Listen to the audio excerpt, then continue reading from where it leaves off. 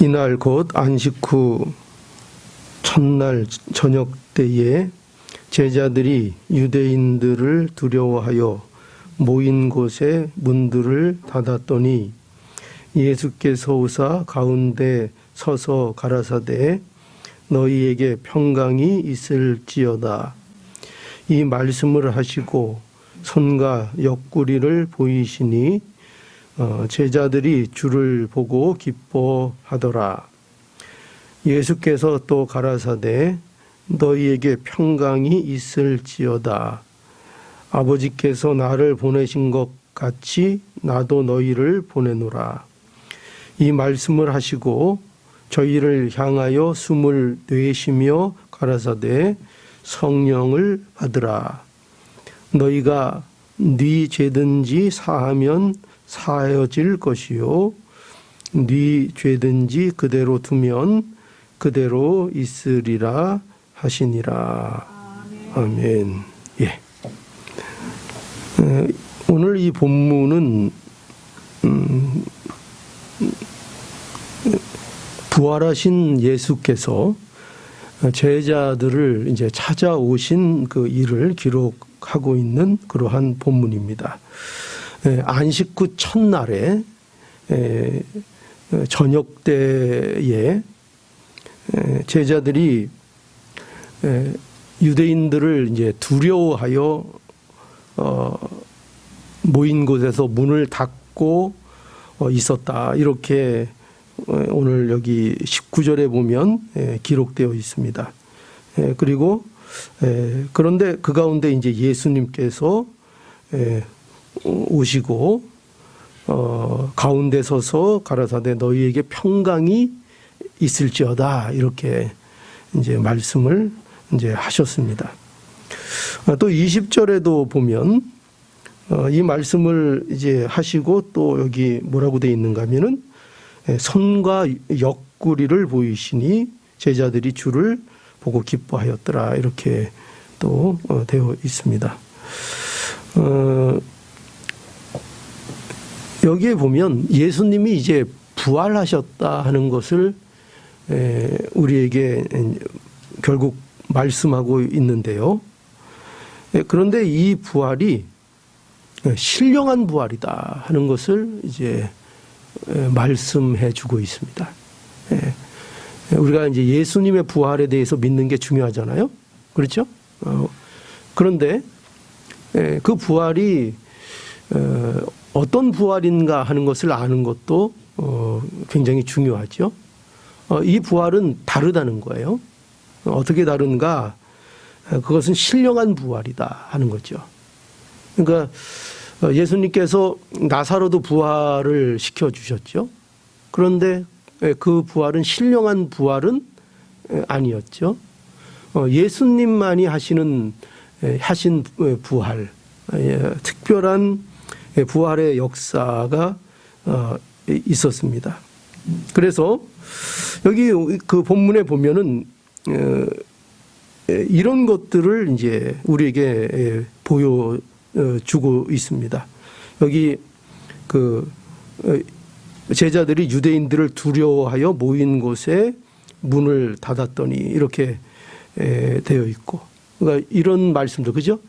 두려워해서 모였는데 왜 문을 닫았다고 이렇게 얘기를 하는가? 그리고 굳이 뭐 이런 거 자세하게 말할 필요가 없잖아요, 그죠? 그런데 이제 문을 닫았다. 그러니까 두려움 속에서 어떻게 보면은 더 정확하게 문을 이렇게 걸어 잠궜다 이렇게 얘기해도 되겠죠? 두려우니까요. 우리가 두려우면은 그렇게 할 거 아닙니까? 두려우니까. 근데 예수께서 가운데 예수께서 오사 가운데 서서 이렇게 돼 있죠. 가운데 서서 가라사대. 그러니까 어떻게 예수님께서 갑자기 제자들 가운데 이렇게 서 계신 것인가? 또 문이 닫혀 있고. 그러니까 이런 식의 그 기록, 이런 것은 그러니까 이것을 기록하고 있는 그 요한의 그 입장에서는 무엇을 부각시키기 위한 서술입니까? 기록입니까? 그러니까 이 부활이 어떤 부활이라는 거예요? 신령한 부활이다. 그러니까 어떤 단지 영의 부활이 아니고 또 그것은 육체적인 부활이다 하는 것들을 이제 강조하고 있는 거예요. 그래서 그 20절에도 보면 이 말씀을 하시고 손과 옆구리를 보이시니 제자들이 주를 보고 기뻐했다 이렇게 돼 있죠. 그러니까 이런 내용들은 전부 다 이 부활의 특징을 얘기하고 있는 거예요. 부활이 어떻게 다른가, 어떤 부활인가. 어떤 사람들은 예수님의 부활을 영적인 것이다 이렇게 이제 말만 하거든요. 그것은 그저 영적인 것이지 신령한 어떤 육체적인 부활은 아니다 이렇게들 얘기들을 합니다. 그런데 그런 것에 대해서 분명히 성경은 우리에게 보여주고 있는 거죠.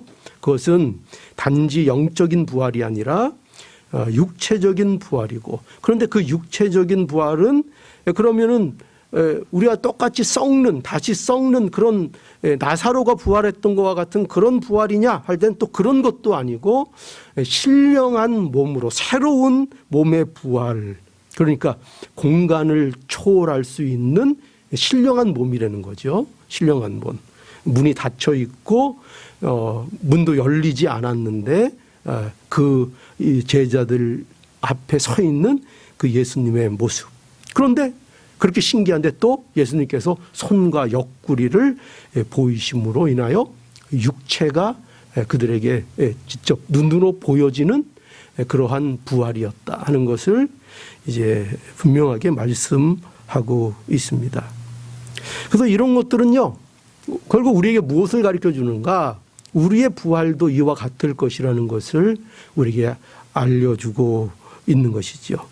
우리의 부활도 예수 그리스도의 부활과 같은 부활로 우리가 신령한 몸의 부활이 우리에게 있을 것이다 하는 것을 우리에게 분명하게 보여주는 그러한 말씀인 것입니다. 그래서 우리가 이제 소망을 갖게 되는 거죠. 어떤 소망이요? 예수 그리스도와 같이 될 그 소망을 이제 이 말씀을 통해서 우리가 이제 가지게 되는 것입니다. 그런데 오늘 이 말씀을 보면 이 말씀들이 이제 부활 이후에 예수님이 제자들을 만나신 내용이거든요. 그런데 부활하신 예수님께서 제자들을 만나셔서 이제 무엇을 하셨는가? 그게 이제 중요한 것입니다. 왜 이 제자들에게 나타나셔서 또 무엇을 말씀하시는가?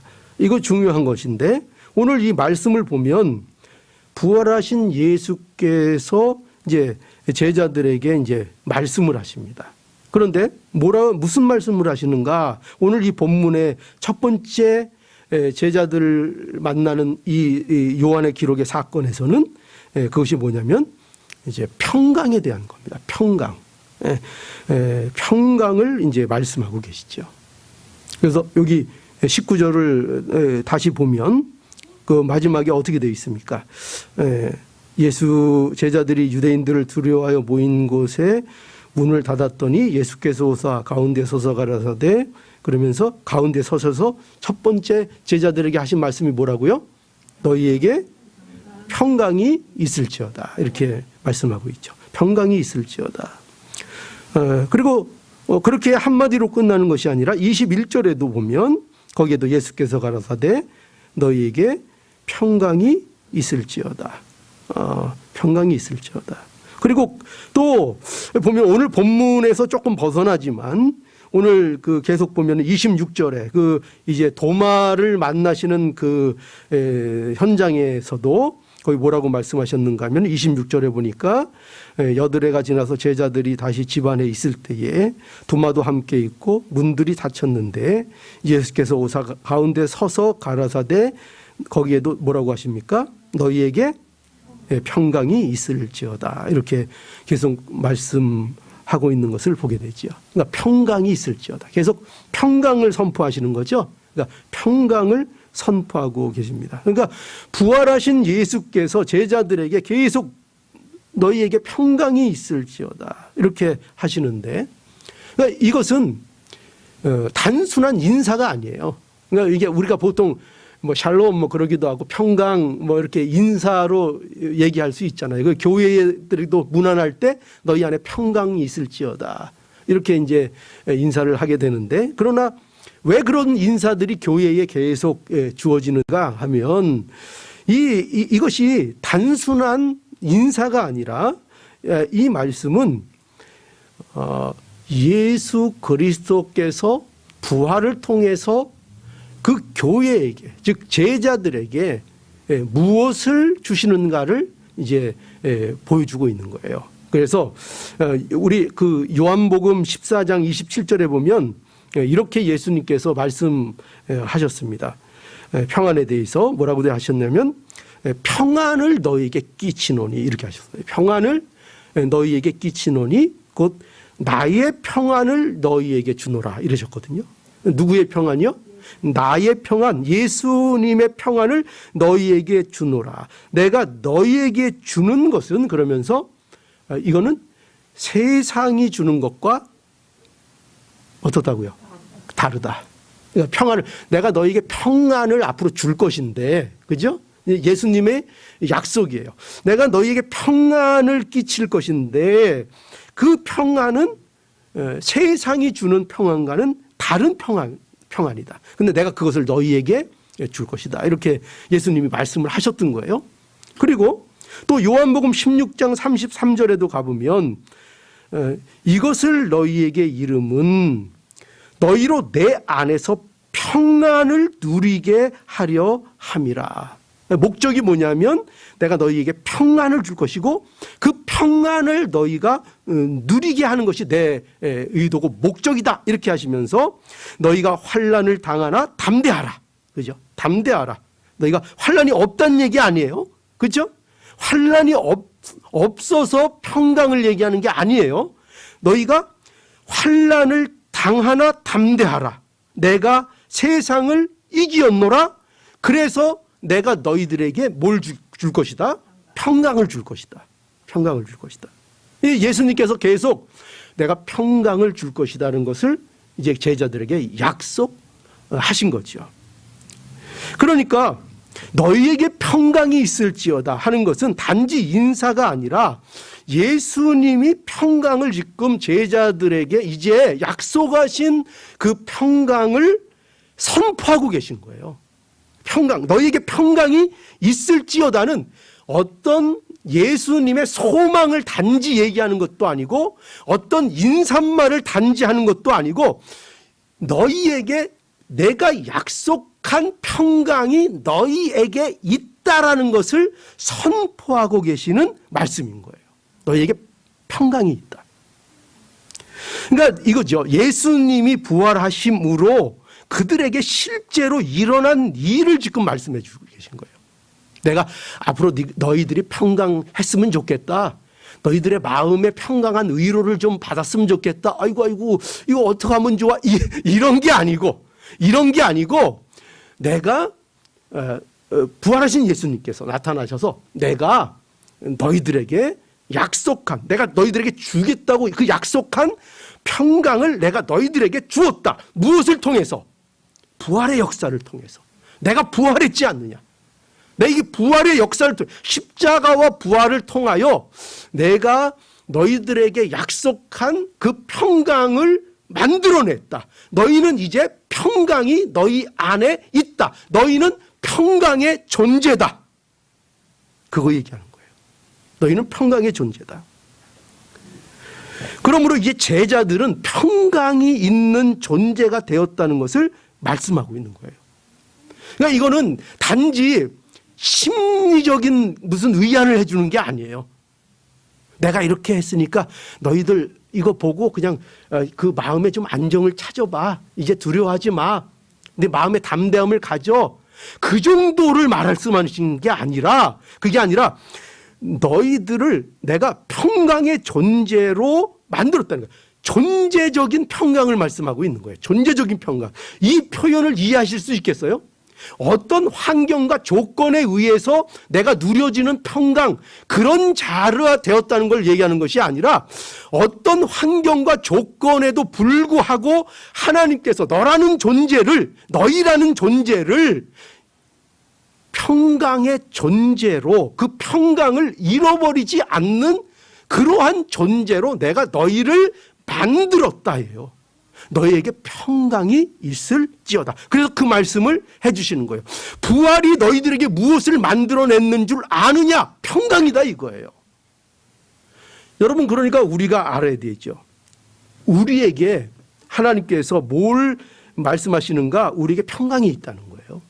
우리 모든 한 사람 한 사람 예수 그리스도를 믿고 예수 그리스도를 구주로 믿는, 그래서 부름을 받아 교회로 모인 우리 한 사람 한 사람은 어떤 존재냐? 평강이 있는 존재라는 거예요. 그가 평강이에요. 평강. 그런 존재가 되었다는 거예요. 우리가 이걸 알아야 돼요. 여러분, 예수님의 부활은요, 예수님의 부활은 예수님의 개인사를 말하는 게 아니에요. 예수님의 개인적인 부활로 끝나는 부활이라면, 그것이 단지 예수님의 이야기라면, 그죠? 예수님이 부활했나 봐. 그죠? 객관적으로 볼 수 있는 저기 멀리 떨어진 어느 하나의 사건으로만 끝나는 것이라면, 이 예수님의 부활은 우리가 이렇게 거론할 필요도 없고, 그 예수님의 부활이 우리에게 무슨 필요가 있겠어요? 그건 아무것도 아니라고요. 그런데 우리가 예수님의 부활을 말하는 것은 왜 그렇게 말하는가? 왜 자꾸 우리가 이 부활을 얘기하는가 하면, 그 부활이 뭐라는 거예요? 실제적으로 우리에게 일어난 부활이라는 거죠. 예수님의 부활이 우리의 부활이 된 부활이기 때문에, 그것이 제가 지난 시간에도 말씀드렸죠. 예수님의 부활은 무슨 심리적인 현상이 아니라고요. 우리가 마음으로 그렇게 믿자라고 그렇게 하는 게 아니라고요. 예수님의 부활은 무슨 우리가 정신 승리하는 거, 그런 거 얘기하는 게 아니라고요. 또 우리가 예수님의 어떤 그 예수님을 내 마음속으로 기리고 내 정신이 예수님의 그 어떤 행위를 기리고 따라가고, 그런 것으로 인해서 예수님이 내 안에 부활하고, 그런 게 아니라고요. 그런 마음적이고 심리적인 것이 아니라 실제로 예수님이 부활하셨는데 그 부활이 나를 다른 존재가 되게끔 나의 부활로 나에게 역사하는 거라고요. 이건 실제적인 사건이 내 안에 이루어지고 내가 바뀌고 내가 새로운 피조물이 되는 일로서의 부활을 성경에서 말씀하고 있는 거예요. 그러니 이건 대단한 거죠.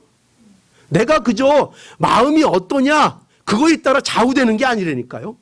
역사적인 사실로서, 하나님이 이룬 사실로서, 우리에게 이루어진 사실로서 성경은 부활이라는 것을 계속 증거하고 있다는 것을 알아야 돼요.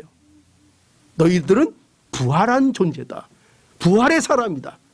부활의 능력이 너희에게 임했다. 예수의 부활이 누구의 부활? 곧 나의 부활이다. 십자가의 죽음이 곧 나의 죽음이었던 것처럼 예수님의 부활이 곧 나의 부활이 된 것이다. 이거를 성경이 말씀하고 있는 거예요. 그래서 예수님의 부활로 우리가 평강이 있는 존재가 된 거, 이거에 우리가 알아야 합니다. 성도는 그 존재적으로 평강이 있는 자이다 하는 거죠. 그러니까 여러분, 성도가 되었다는 것은요, 이게 이론적인 게 아닌 거예요. 그러니까 신앙은, 기독교 신앙은 이론적인 게 아니에요.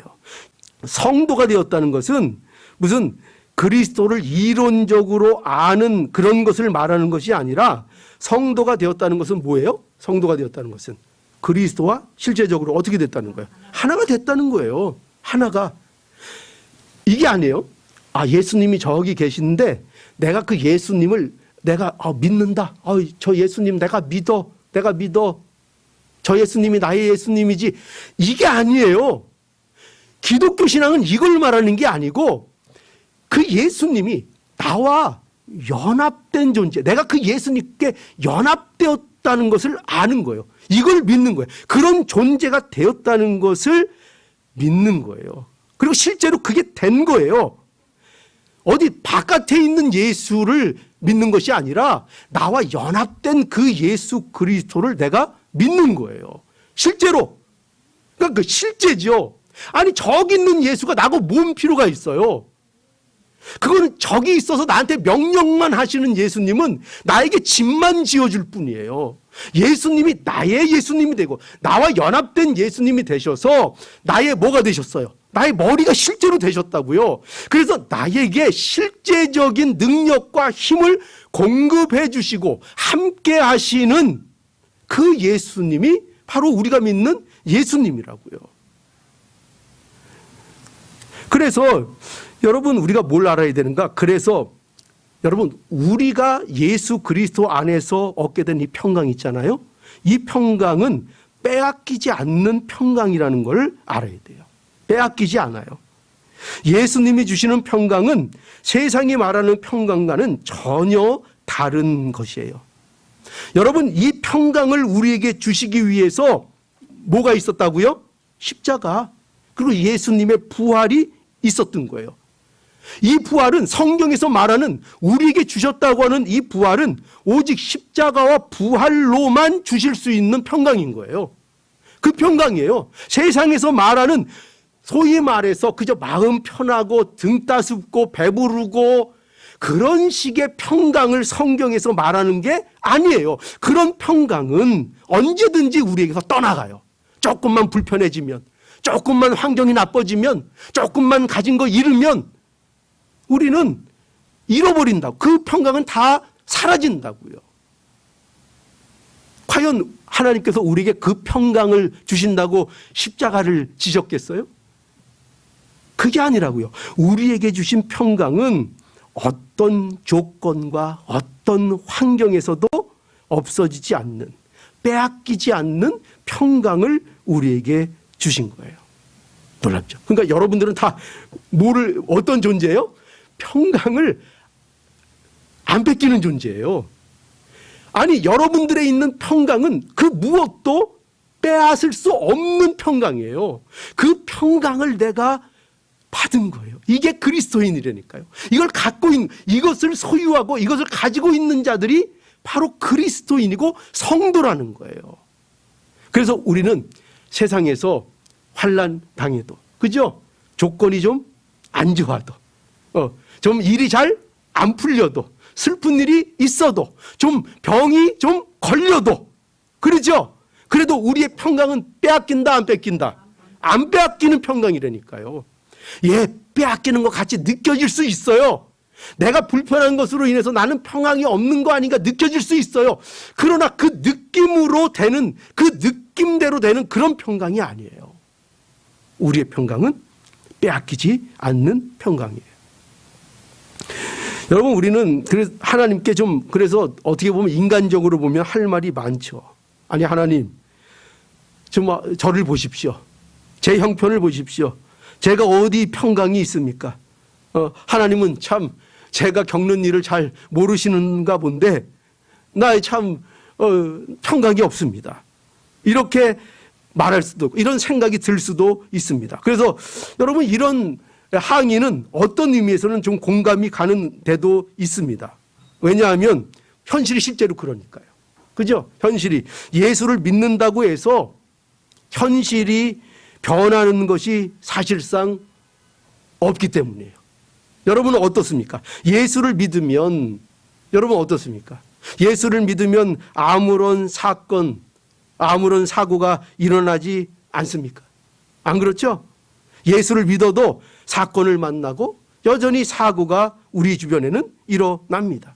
예수를 믿었는데 하나님을 잘 섬겼는데도 교통법규를 어겼더니 딱지를 떼요. 그죠? 그 신앙이 적으면 그런 거 좀 이렇게 하나님이 눈을 좀 이렇게 착 가려줘서 그런 것도 안 생기고 그럴 것 같은데. 그죠? 또 예수님을 잘 받으면 병도 안 걸리고 언제나 건강하고 언제나 쌩쌩할 것 같은데. 근데 보세요. 오늘 예배에 많은 분들이 빠지셨어요. 근데 왜 빠지셨게요? 아파서. 몸이 아파서. 병들어서. 그죠? 그리고 대부분 또 빠지시는 분들이 또 신앙도 좋으신 분들이에요. 신앙이 그렇게 좋은데 병이 와요, 안 와요? 병이 오죠. 몸이 아프죠. 그러니까 어떻게 보면 현실은 우리에게 평강이 없는 것처럼 보여요.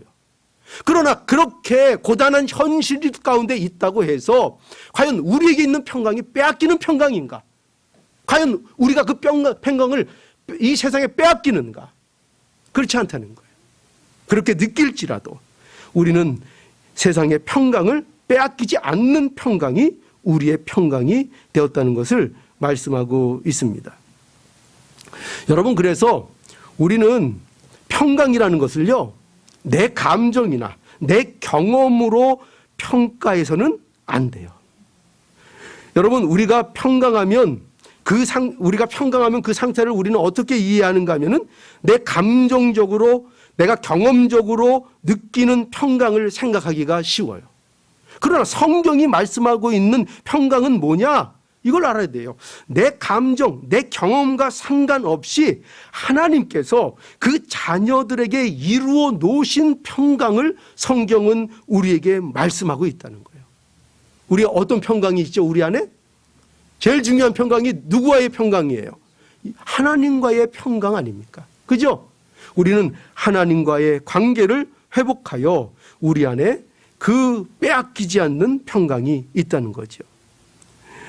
그러니 여러분, 지금 내가 평강 가운데 있는가 하는 이 문제를 단지 여러분들의 어떤 외적인 상태나 어떤 감정이나 어떤 경험으로만 확인할 것이 아니라 우리는 뭘 갖고 확인해야 돼요?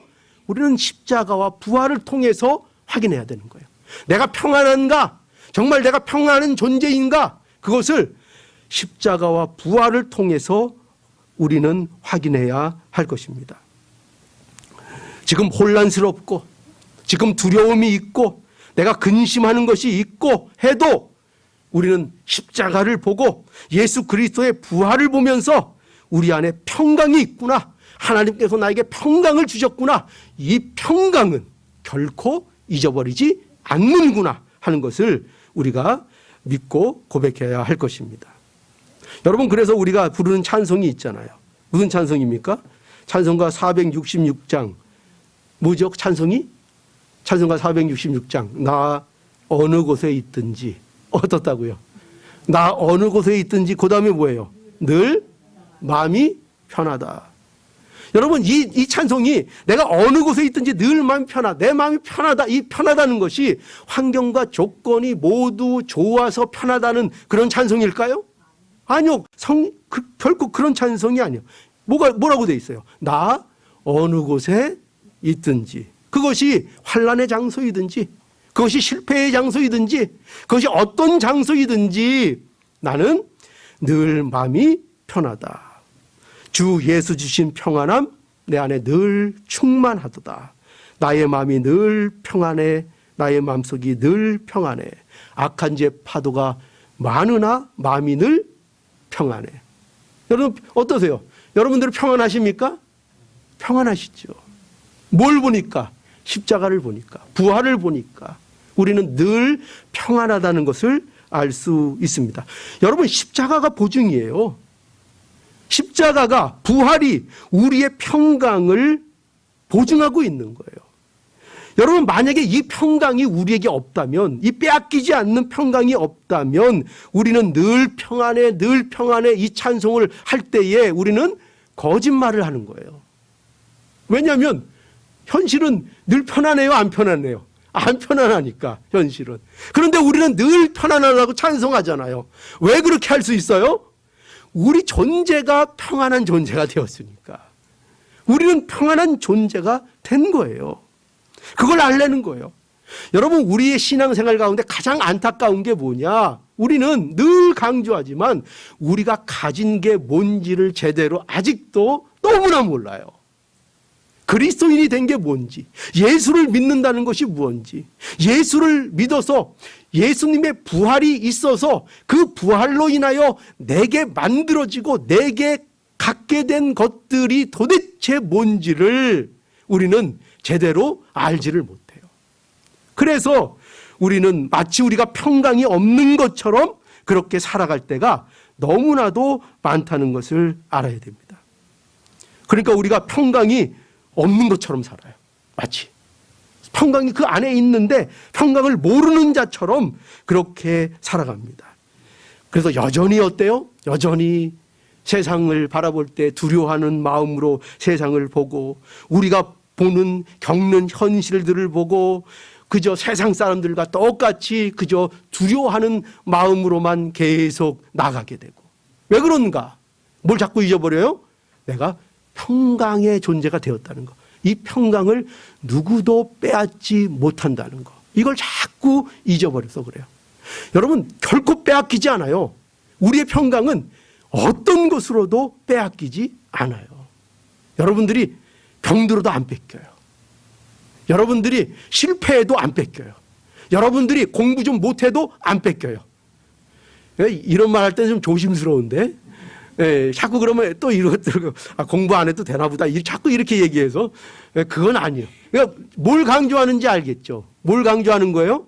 그만큼 우리가 갖고 있는 하나님이 우리에게 주신 그 평강은 세상의 그 어떤 것으로도 빼앗기지 않는다는 것을 알아야 합니다. 그래서 그 보증이 뭐냐? 십자가와 부활입니다. 오늘 본문 20절에 보면 그거 보세요.